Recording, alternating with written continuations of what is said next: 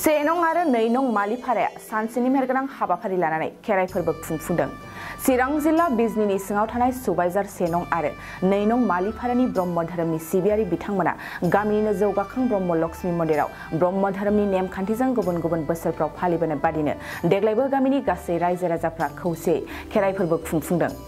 बे खेराइ फोरबो खुंफुंनायनि गेजेरजों गामिनि गोजोन खौसेथि, सुखु गोजोन संसार, साख्रि बाख्रि, फरायनाय लिरनाय, आबादथिलिनि आबाद गासै बिथिंनिफ्राय जौगानाय मोनफुंनो हायो होननानै गामिनि दैदेनगिरिफ्रा बिथांमोनहा फोरमायदों। नोंथांमोननि चेनेलनि गेजेरजों आं बेखौनो फोरमायथिनो सानो जे आङो एकनं मालिपारा गामिनि सासे गिबियाव माने दैदेनलांनाय आफादनिनो नेहाथारिमोन। दा आङो बारग' नेहाथारि। दा आंहा बुंनांगौआ बेनो जे जोंनि एकनं मालिपारा गामियाव खेराइ फोरबो खुंनायनि थांखियानो जाहैदों दा गामियाव रायजो संसार जानायनि गेजेराव जाहाथे माखासे बेले बेजे गावजों गाव एना एनि बेफोरबो जाहाथे माने स्रां थाङो आरो बिदिनो गथ' गथाय लिरनाय फरायनाय जाहाथे बेफोरो माने गेवसारबोयो। लोगोसे बिदिनो गावबागाव भाग्य भाग्य बराद बिदिनो साख्रि बाख्रि सोरबाबा फौजि, सोरबाबा मास्टार, सोरबाबा इन्जिनियार बायदिसिना साख्रि बाख्रि मावनानै जानायनि गेजेरावबो गोबां बेले बेजे जेंना जेंगोना थायो। दा बेफोरबो जाहाथे आलो गोजोन सुख सान्थि रायजो संसार जालांनो हायो, बिनि थाखायनो जोङो बे खेराइ फोरबोखौ खुंनाय जादों। जाहाथे दिनैनि बे खेराइ फोरबो खुंनायनि गेजेरजों जोंनि एकनं मालिपारा गामिनि संसार जानाय गासैबो गोरों गोरा साननो हनो गोरों बुद्धिजीबी रायजो राजाफ्रा खौसे खौसे मन मोनसे अनलायनायनि गेजेरजों माने बोसोरे बोसोरे आलो गोजोन सुखि संसार जालांनो हायो। जों बेखौनो आसा थिनानै बे खेराइ फोरबोखौ जोङो खुंनाय जादों। आं बेखिनिखौनो बुंनानै फोजोबनाय जाबाय। गोजोन्थों। आइजो हिसाबै जे नोंथाङा नैबे नोंथांमोननि गामियाव जे मोनसे जोबोद गेदेरथारै जे खेराइ फोरबो जे बेखौ खुंफुंगासिनो दङ, दा नोंथाङा आइजो हिसाबै मा फोरमायगोन? माने दिनै बे खेराइ खुंनाया जादों जोङो गामियाव लोमराव साराव बेमार आजारजों खोन्दिनानै दङ। लिरनाय फरायनाय फारसेबो जोंनिया एसे खम जानाय जौगानायनि थाखाय जोङो महिलाफोरानो ज' जानानै जोङो जुक्ति जानानै जों महिलायानो मिथिं खुंनानै गरसे गरनै बिदिनो कालेक्सन सान्दा कालेक्सन खालामनानै न'खर न'खर बे खेराइखौ जोङो होदों। गामियाव सान्थि मुक्ति मोनथों होननानै दिनै बे खेराइखौ खुंनाय जादों आरो मा। बे खेराइया माने जोङो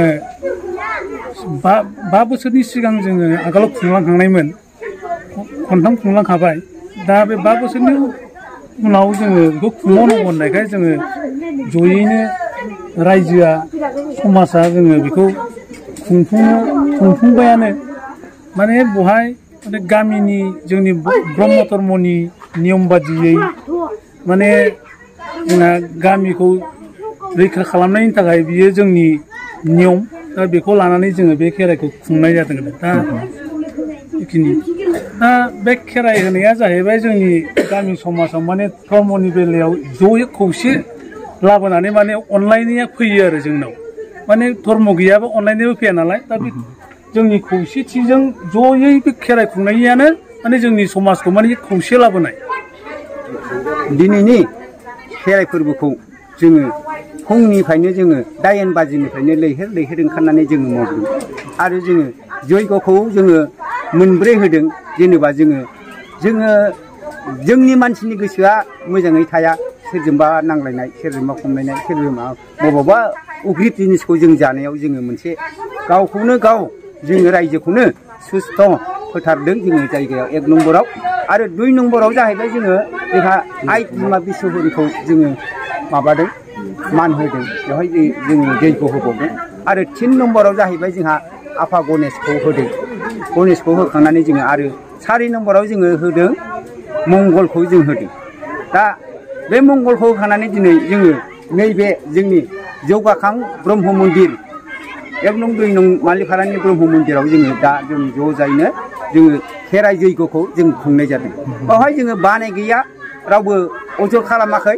बे अजद खालामियाव जोङो गोसोफ्रा बयबो गाव गावनि गोसोखौ सान्थि मोन्दों सुस्थ' मोन्दों आरो जोङो गोजोननाय फैदों बेवहाय जोङो गासिबो जोङो गथ' गथाय हिनजाव हौवा ज' जाय जोङो खौसे जानानै जोङो बे फुजाखौ होदों जाहाथे इसोरा जोंखौ अनहरो इसोरनि सायाव जोङो अबदान मोनो दा जों बेखौ आसा खालामनानै जों बे खेराइखौ होनाय जादों आरो मा बोसोरफ्रामबो नोंथांमोना नैबे खेराइखौ होनाय जायो नामा जोङो बोसोरफ्रामबो खेराइखौ होनाय जायाखै जोङो 5 बोसोरनि दहाय बुंलांखाबाय 5 बोसोरनि आवगायाव जों होदोंमोन दा होनानै जोङो गोसोखांफिननानै आरो जोंनि गोसोआ गाबखांनानै जों बे खेराइखौ होफिननाय जादों आरो गिबियावनो आङो बड'लेण्ड बुब्लिनिसिम आङो साबायखर बावहरबाय दा जोंनि बे 1 नं 2 नं मालिपारानि खेराइ फोरबो खुंनाय बे खेराइ फोरबो खुंनायनि सोमोन्दोआनो जाहैबाय जोंना माने जोङो दा ब्रह्म धोरोमनि जोङो मानसि जोङो माने मोनसे समाज रायजो जानायाव जों माने धर्मजों लोगोसे गासैबो बिथिङा जोंनाव माने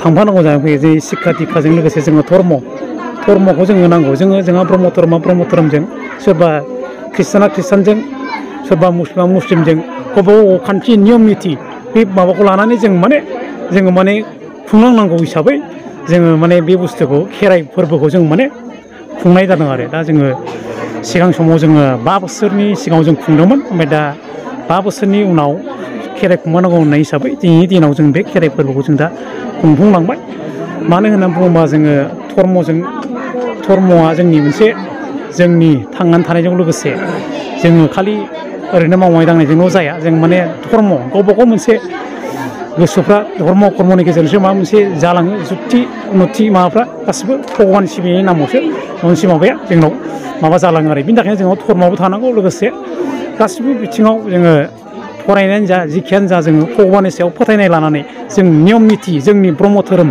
नियम निथि हिसाबै जों बे खेराइ फोरबोखौ जोङो माने खुंफुंनो होनानै जों रायजो राजाया जयैनो जोङो गोरोबलायनानै जोङो बे खेराइ धर्मखौ जों माने खुंफुंलांनायानो जाहैबाय दा जोबनायनि लामायाव फैबाय आरो जों दा बेखिनिखौनो आङो माने नोंथांसिम बे खेराइ फोरबोखौ खुंलांबाय थानायनि माबा मोनसे साखाफारायाव दं नामा नोंथांमोना खेराइ फोरबोखौ इयुनाव दा माने खुंबावगोन ना खुंबावा बेखौ आं दा मिथिथ'वा दा रायजो राजाया उनाव मा बुङो आं बेखौ दा उनावसो मिथिसिगोन आरोखि बेखिनि आरो गय गायग्रा आबादारिफोरनि थाखाय मोनसे मोजां खौरां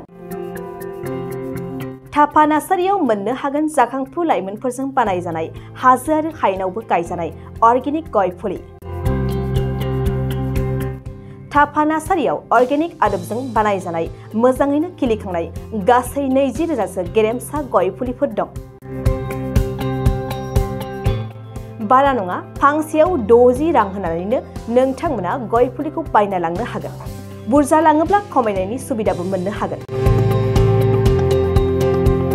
थापा नार्सारिनि गुबै थङा क'क्राझार सहरनि सानजा फारसे थानाय बावखुंग्रि हाजोजों नांजाबनाय हरिनागुरि गामि हाथाइनि साखाथियाव बे अर्गेनिक गय फुलिफोरखौ लांफैनोब्ला नोंथाङा 8011837272 नङाब्ला 9707460226 जानबुं अनजिमायाव थोंजोङै जगाजग खालामहरनो हागोन